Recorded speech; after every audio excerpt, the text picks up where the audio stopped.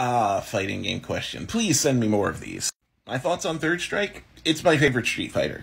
It's one of my favorite fighting games ever. It just doesn't quite make the top because I prefer versus games and air dashers and anime fighters.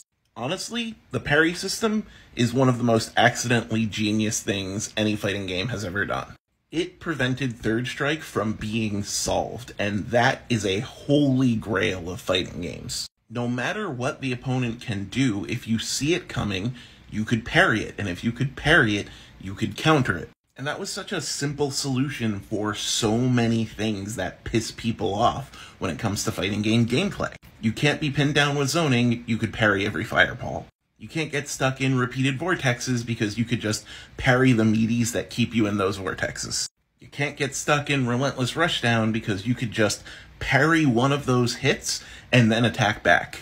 Any strategy in the game that you are struggling against could be overcome by parry and attack. It was a simple and easy to understand system that made the game monstrously deep. Again, the holy grail of game design. And the only reason why I don't play more Third Strike now is I've just played it so much.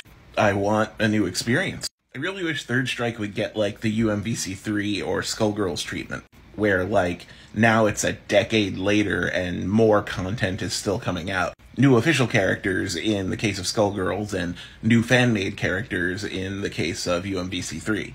But yeah, I just wish like an ambitious hacker would hack in a new character or two and just keep all the mechanics of Third Strike the same, and then I just watch thousands of fighting gamers flock back to it. I actually think this is something that we as fan creators need to explore more.